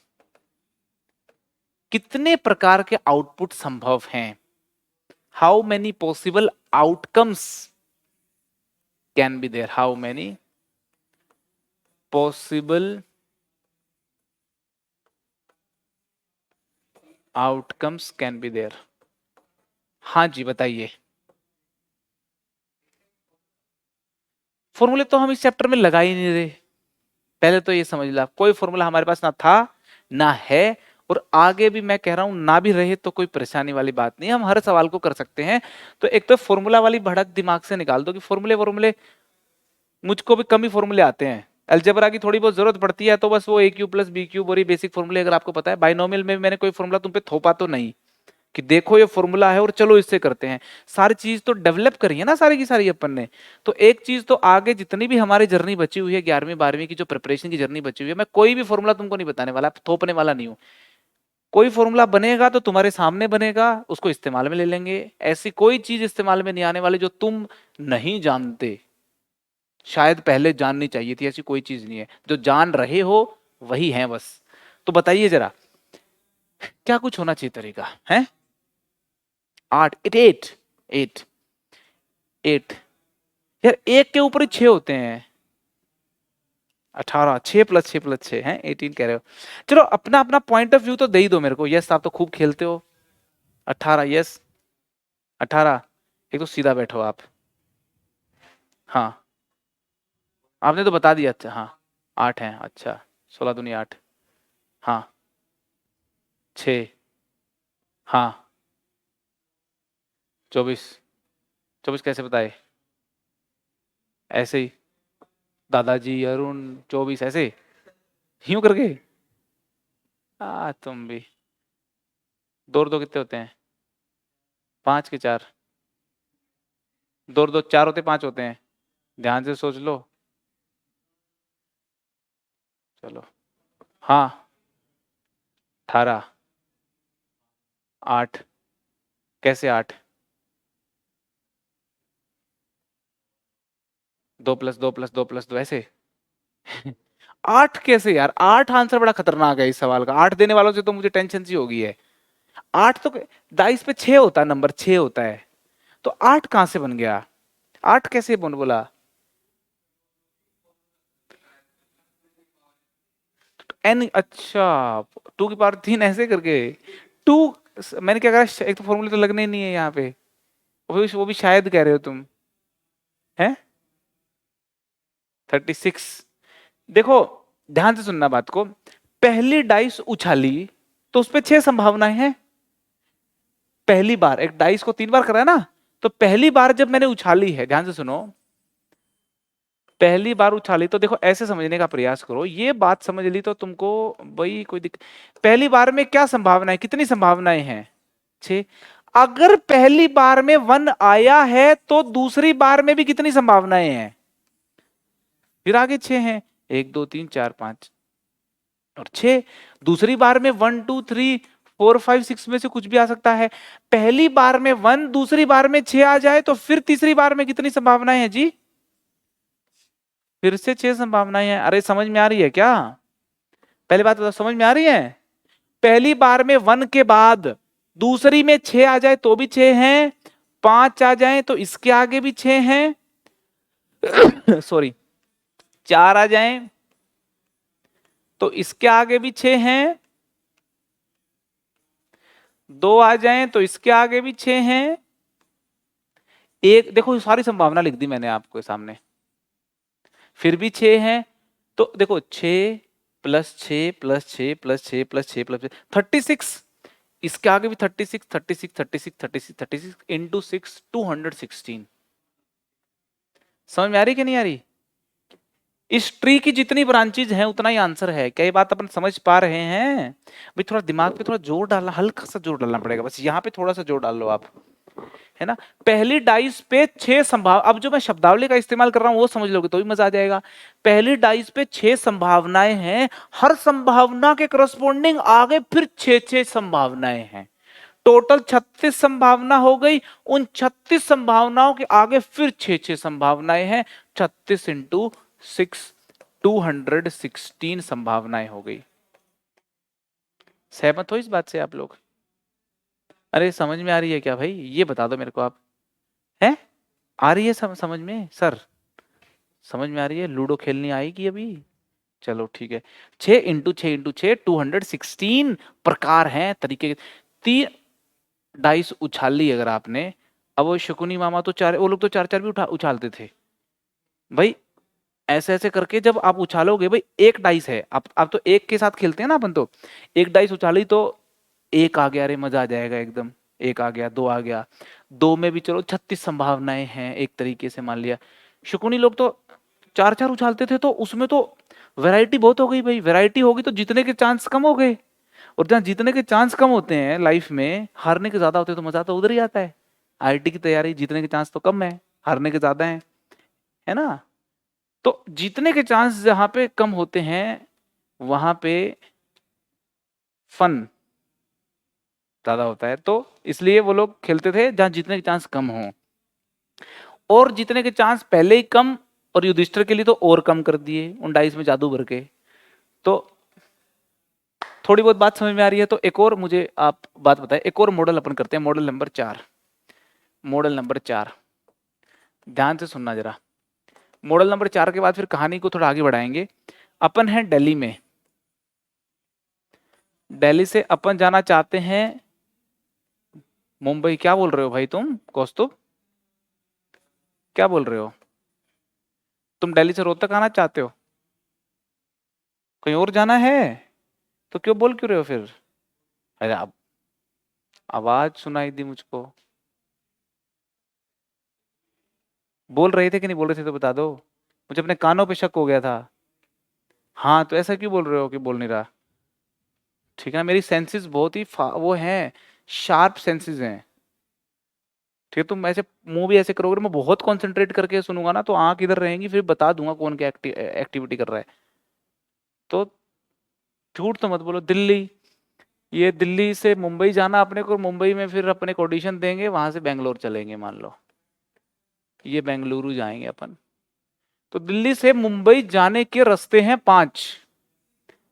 बाय रोड अपन जा रहे हैं और अपने पास 5 रास्ते हैं, और मुंबई से बेंगलुरु जाने के हैं 4 रास्ते। मुंबई से बेंगलुरु जाने के 4 रास्ते हैं। मुझको जाना है दिल्ली से बेंगलुरु वाया मुंबई। कितने संभव रास्ते हैं अपने पास? One has to go, one has to go from Delhi to Bangalore via Mumbai. Number of ways बता दो भाई कितने हैं? है जी? 5 into 4 है। 20 पॉसिबिलिटीज हैं, ये अपने को समझना है, ठीक है ना। मान लो 5 जहाज दिल्ली से मुंबई जा रही हैं, 4 जहाज मुंबई से बेंगलोर जा रही हैं। आपको जाना है दिल्ली से बेंगलोर मुंबई होते हुए, तो आपके पास 20 ऑप्शन है टिकट कराने के। या जाते हुए इस जहाज की करा लो, और यहां से यहां जाते हुए इसकी करा लो, एक पॉसिबिलिटी। एक, फिर ये सेकंड, यूं करके चले जाओ थर्ड, यूं करके चले जाओ फोर्थ, यूं करके चले जाओ फिफ्थ, सिक्स्थ, सेवंथ, एट्थ, ऐसे 9, 10 यूं करके जोड़ोगे तो 20 आ जाएंगे। इसी बात को महसूस ऐसे कर सकते हैं, हर इस पॉसिबिलिटी के करस्पॉन्डिंग 4 पॉसिबिलिटी है। यूनिटरी मेथड सिखाया गया है, 1 के करस्पॉन्डिंग 4 तो 5 के करस्पॉन्डिंग 20। यही यूनिटरी मेथड था जो दादाजी को समझ में आया था। आपने यूनिटरी मेथड सीखा था, एक लाइन में दादाजी वाला था 6 लाइन का, इतना फर्क है। एक सीट पे बैठने के तरीके 6, अगली पे बैठने के 5, 6 into 5, फिर अगली पे बैठने के इंटू 4, इंटू 3, इंटू 2, इंटू 1, वही तो करना था। समझ में आ रही कि नहीं आ रही? तो आपको मॉडल नंबर 4 देखिए मल्टीप्लीकेशन का इस्तेमाल हुआ है, मॉडल नंबर 3 देखिए इधर भी मल्टीप्लीकेशन का इस्तेमाल हुआ है, मॉडल नंबर 2 देखिए यहां पे भी मल्टीप्लीकेशन का इस्तेमाल हुआ है, मॉडल नंबर 1 को देखिए यहां पे भी मल्टीप्लीकेशन का इस्तेमाल हुआ है। तो चारों मॉडल्स को देखा और इन मल्टीप्लीकेशंस को देखा, तो क्या कंक्लूजन निकाल सकते हो आप?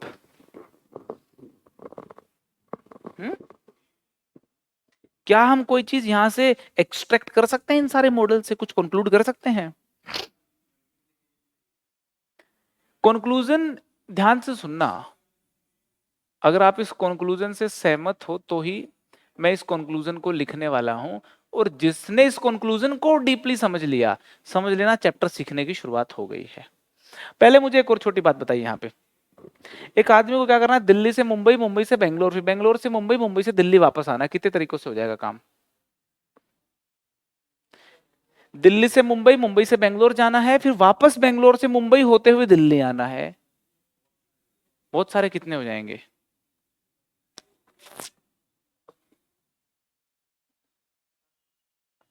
हम्म,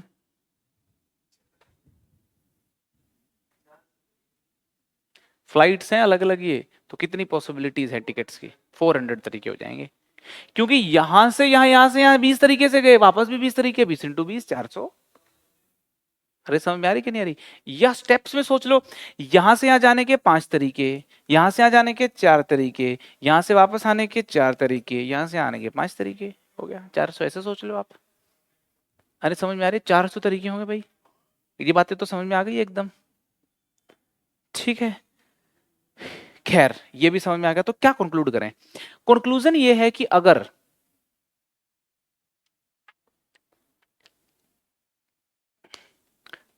चलो इस अगर से पहले एक और सवाल पूछता हूं।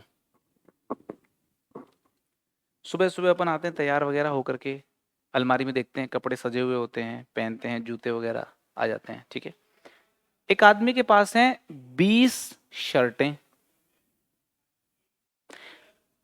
20 ज्यादा ले ली क्या?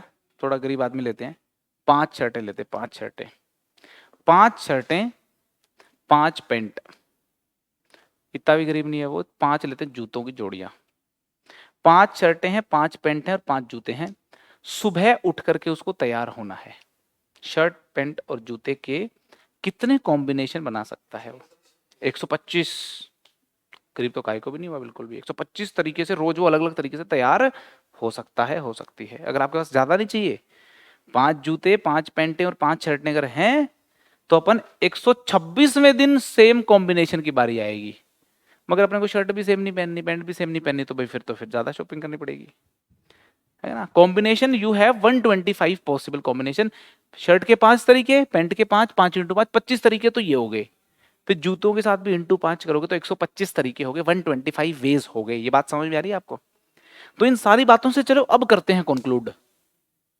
अब कंक्लूड करें तो क्या कंक्लूजन करना चाहिए, क्या कंक्लूजन देना चाहिए? कंक्लूजन ये दे सकते हैं कि एक काम करने के 50 तरीके हों, 50 तरीके हों, उसी के सीक्वेंस में दूसरा काम करना हो, उसके 100 तरीके हों, तो पूरे काम को करने के तरीके 50 इंटू 100 होंगे।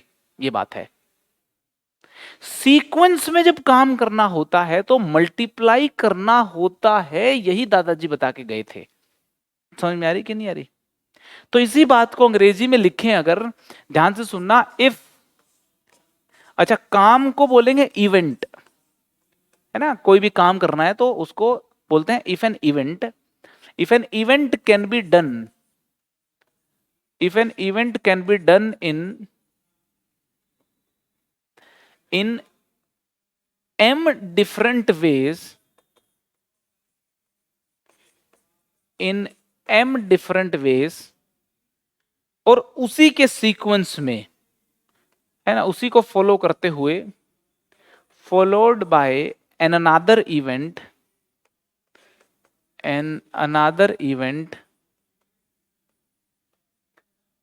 which can be done, in n ways। ठीक है ना?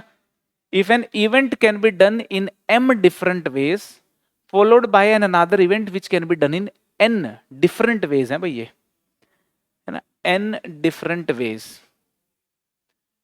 n different ways, then, statement को ध्यान से सुना, then simultaneous occurrence of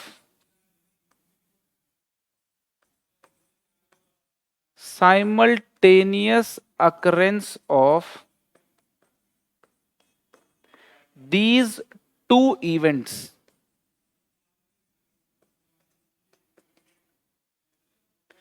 is given by m into n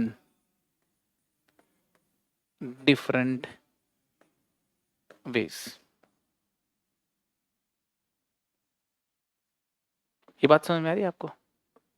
and so on, and so on.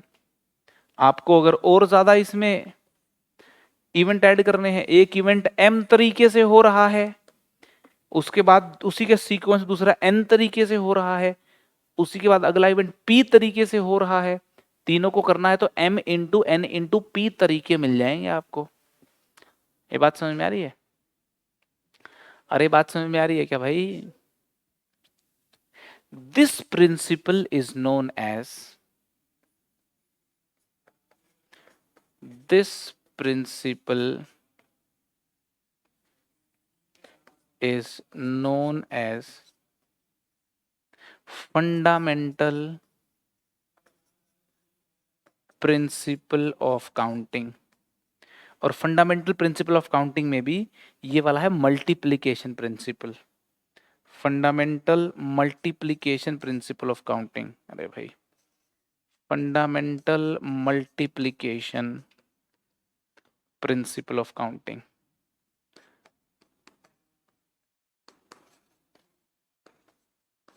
Fundamental multiplication principle of counting. ठीक है ना? तो हमने सीख लिया है fundamental multiplication principle of counting. ठीक है, जो की टर्म्स हैं इस डेफिनेशन की, की टर्म्स वो बता देता हूं, है ना। If an event can be done in m different ways, ये m डिफरेंट वेज वाली जो बात है, followed by an another event which can be done in n different ways वाली ये जो बात है ना। और इनसे कंक्लूजन निकला है साइमल्टेनियस अकरेंस। इनकी अगर अपने को साइमल्टेनियस अकरेंस अगर चेक करनी है, this is given by m into n different ways. समझ में आई बात आपको? ये की टर्म्स हैं, इन की टर्म्स को हाईलाइट करते हुए इस पूरे प्रिंसिपल को अगर समझ लिया और लिख लिया, फील कर लिया, तो आगे की पीएनसी की शुरुआत जो है, मतलब अभी ये प्रिंसिपल के दम पे ही बहुत सारे सवाल हो जाते हैं, इसी बात के दम पे काफी सारे सवाल हम करेंगे। आपको लिखना है तो अच्छे से सारी बातों को लिख लीजिए।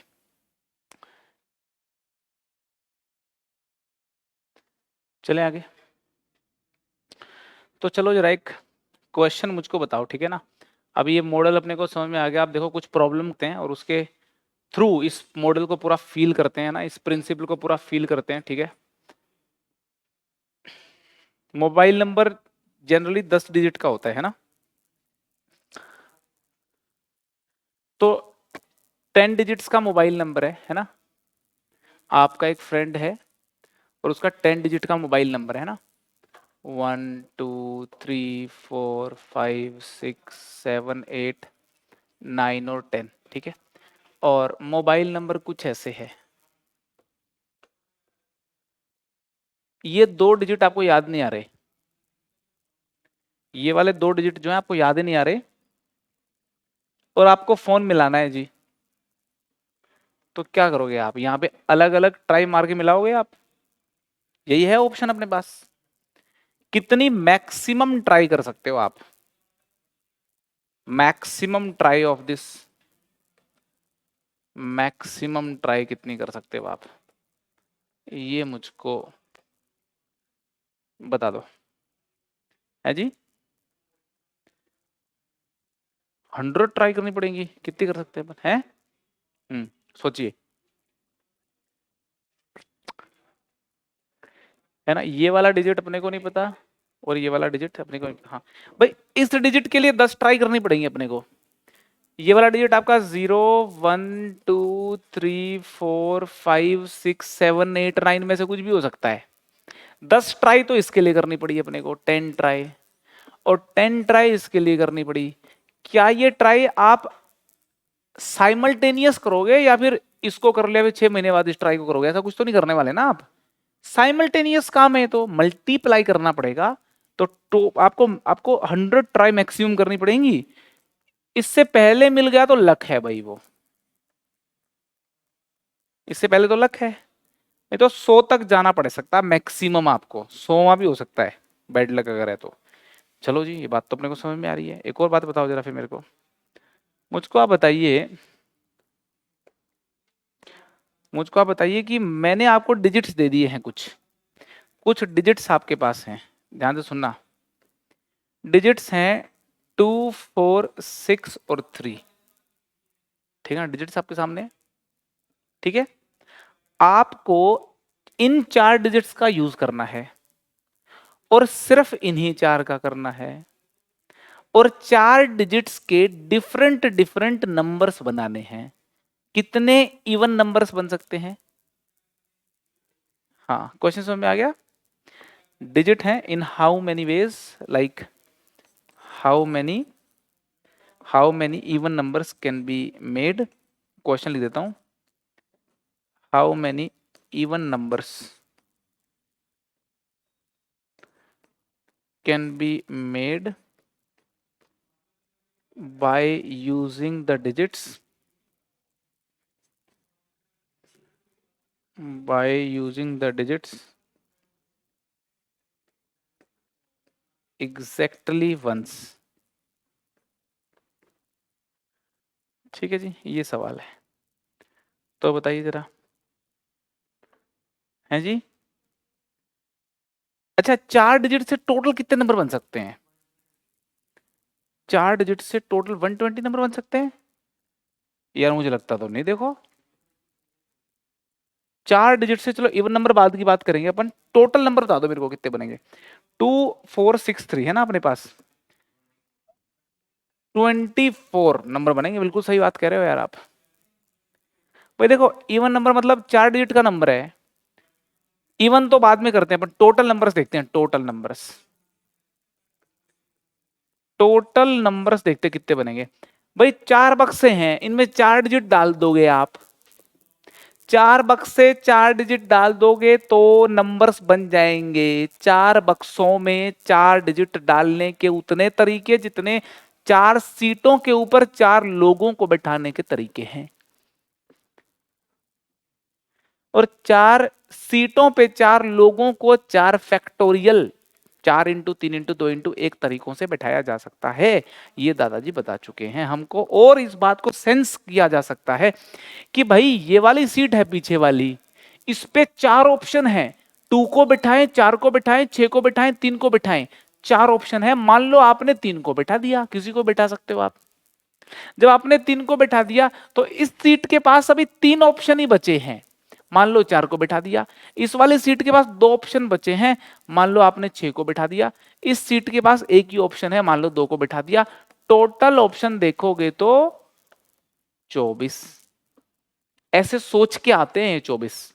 ये 6 लोगों को 6 सीट पे बिठाने के 6 फैक्टोरियल तरीके क्या सोच के आते हैं। पहली सीट के करस्पॉन्डिंग 6 ऑप्शन, जब वो काम हो गया दूसरी सीट के करस्पॉन्डिंग 5 ऑप्शन, यूं करते करते 6 फैक्टोरियल आंसर आ जाता है। ठीक है, अगर अपने को टोटल नंबर्स तो आ गए अपने 4 फैक्टोरियल मतलब 24, और टोटल इवन नंबर्स के लिए काम करें।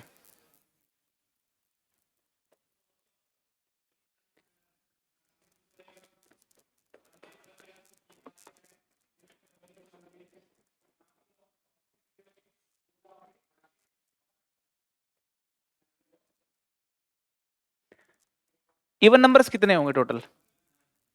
इवन नंबर के लिए पिछला डिजिट जो है वो इंटरेस्टिंग होता है ना। पिछले डिजिट, अब देखो जरा, ये अपने पास डिजिट है, पीछे का डिजिट जब जब 2 4 6 होगा तब तब इवन नंबर बनते चले जाएंगे। जो पीछे की सीट है ड्राइवर सीट, ये हो गई ड्राइवर सीट पे 3 पॉसिबिलिटी बैठती हैं, बस सिर्फ 3 पॉसिबिलिटी, कुछ भी बिठा सकते हो आप। 4 बिठा दिया मान लो मैंने, ये लो। पीछे का जो नंबर है वो डिसाइडिंग फैक्टर है, तो डिसाइडिंग फैक्टर को पहले किया जाता है काम। समझ में आ रही कि नहीं आ रही? डिसाइडिंग फैक्टर जो है वो ड्राइवर सीट होती है, तो ड्राइवर सीट पे नंबर इवन आना चाहिए।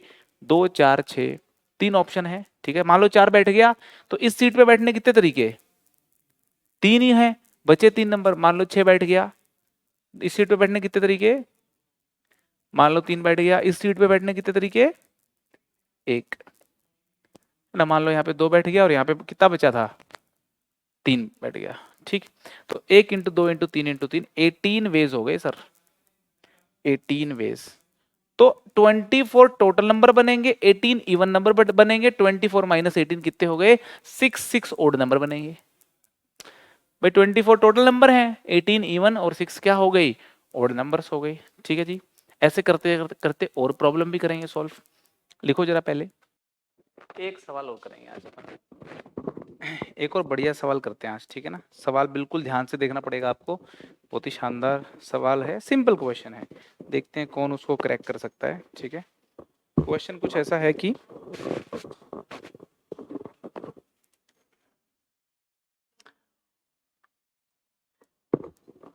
1 से लेकर के 9999 तक के जो नेचुरल नंबर्स होते हैं, ठीक है ना। क्वेश्चन ये है कि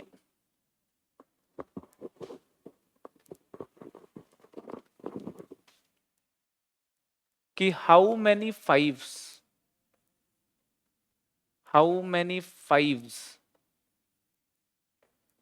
are there, how many fives are there in the natural numbers,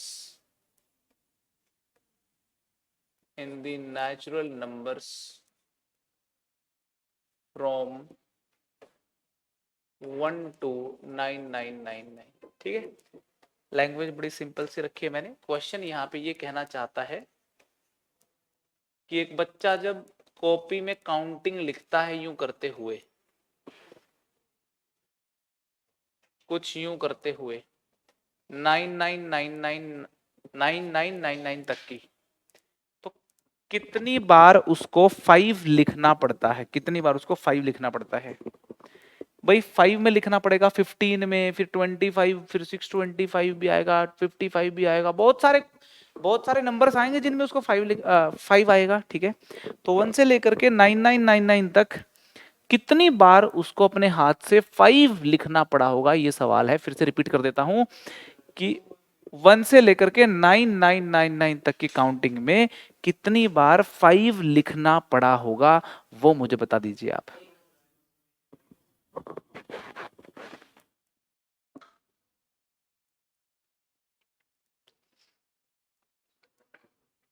कई तरीके इस प्रॉब्लम को सोल्व करने के हो सकते हैं, आप ध्यान से देखिए, मैं कुछ लाइन लिख रहा हूं। एक बच्चा ये है, एक है अंग्रेज बच्चा, वो ऐसे लिखता है काउंटिंग को अपने जीवन में। कई लोग होते हैं ऐसे करके, वो बचपन में लिखते थे अपन, वो गोला भरने वाली किताबें आती ना, कॉपी आती थी, किया कभी ऐसे ऐसे करके? अपन ने तो कुछ किया ही नहीं है। ऐसे लिख दी काउंटिंग, वो बोलो 4-4 वाले डब्बों वाले आती है, ओएमआर सीट भरते जैसे, ठीक है। एक ने ऐसे लिखी सिस्टमैटिक काउंटिंग, और एक ने लिखी अपने यूं करके वाले फ्लो में काउंटिंग। इस बच्चे ने, और इस बच्चे ने, इस बच्चे का नाम है मोहन, मोहन ने लिखा। इस बच्चे का क्या नाम रखें? इसका नाम रख दें दाऊद, दाऊद ने लिखा ऐसे। तो दाऊद भैया ने लिखा अपना ऐसे, मोहन ने लिखा ऐसे। मैं कह रहा हूं नंबर ऑफ 5 तो दोनों ने बराबर लिखे होंगे। इसके नंबर ऑफ 5 की बजाय इसके कैलकुलेट कर लूं तो अपने लिए तो एक ही आंसर तो उतना ही है। अरे समझ में आ रही कि नहीं आ रही? अब मैं इसके नंबर ऑफ 5 कैलकुलेट कर रहा हूं, उसके लिए मैं दो बात बोल रहा हूं। पहली बात, ये जो लाइनें देखोगे आप, रो देखोगे, ये पहली लाइन है, ये सेकंड नंबर की लाइन है, और लास्ट वाली 10,000वीं रो है। इस बात से सहमत हैं आप? लास्ट वाली रो 10,000वीं है। अरे है कि नहीं है भाई? शुरुआत 0 से हुई है, ये देख लो, फिर एक और एक्स्ट्रा ऐड कर लो जीरो वाली, 10,000वीं रो है। हर रो में 4 डिजिट लिखे हुए हैं। टोटल डिजिट देखोगे तो, टोटल डिजिट देखोगे तो वो 4 इंटू 10,000, 40,000 है। टोटल डिजिट 40,000 है। बाल्टी में 40,000 अक्षर पड़े हुए हैं, डिजिट पड़े हुए हैं। अब मैं ये कह रहा हूं कि जितनी बार इसने 4 लिखा है, उतनी ही बार 5 भी लिखा है, 6 भी लिखा है, 1 भी लिखा है, 2 भी लिखा है, 3 भी लिखा है, 9 भी लिखा है। अगर इसमें 4,000 वाली लाइन थी तो 5,000 वाली भी थी, 9,000 वाली भी थी, 1,000 वाली भी थी। अगर 4,100 वाली थी तो 4,200 वाली भी थी। इसमें नंबर ऑफ 5, नंबर ऑफ 1 2 3 4 और नंबर ऑफ 8 9 7 सब बराबर हैं, और 0 0 0 0 यूं लिखने से नंबर ऑफ 0 भी बराबर हो गए। इन 40,000 में 10 डिजिट्स का बराबर बराबर की भागीदारी है। क्या इस बात से सहमत हो आप लोग? तो 4,005 है इसमें, सीधी भाषा में बात करें तो। अरे समझ में आ रही है क्या? तो नंबर ऑफ 5 जो है इसमें, वो है इसमें 40,000 बाय 10, दैट इज 4,000। समझ में आ रही है बात आपको? समझ में आ रही कि नहीं आ रही? अब इसको करने का एक और अंदाज सीख देख लेते हैं। जब हमने ये लिखा होगा तो इस वाली जगह पे 5 कितने नंबर्स में आया होगा? 1,000 नंबर में आया होगा। 5,000, 5,001, 5,002 करते करते 5,999, इस वाली जगह पे 5,000 बार ही आया होगा।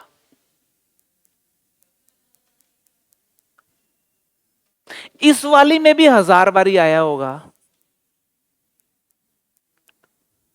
क्योंकि जगहें तो आपस में बराबर की इक्वली लाइकली हैं। जितनी जगह सुंदर ही है उतनी सुंदर ही है। 1,500, 2,500, सिर्फ 500, 3,500 करते करते 10 होते हैं ये, इंटू 100, 1000 ये हो गए, हजार हजार हजार हजार बारी 5 आया है इन जगहों पे, 4000 वैसे देख लो आप। अरे समझ में आ रही कि नहीं आ रही? और भी कई तरीके हैं इस बात को समझने के, जैसे समझना चाहो वैसे समझ सकते हैं। अरे समझ में आ गई भाई बात? इस प्रॉब्लम में मैंने कोई ऐसा रूल लगाया है क्या, कोई बड़ा ही कोई रूल? सिमेट्री का इस्तेमाल किया, किसका इस्तेमाल किया है? मैंने सिमेट्री का इस्तेमाल किया है। तो मैं ये बताना चाहता हूं कि सिमेट्री एक बहुत ताकतवर कॉन्सेप्ट है। Common sense and symmetry are too बहुत ही ताकतवर टूल्स। ठीक है जी, लिख लो इसको। आज के लेक्चर में इतना ही पढ़ेंगे, फिर अगली मुलाकात होगी अगले लेक्चर में हमारी, जिसमें पीएनसी के फंडामेंटल काउंटिंग प्रिंसिपल को और एक्सप्लोर करेंगे और मजा आएगा अलग अलग प्रॉब्लम्स को सॉल्व करके। लिख लीजिए इसको।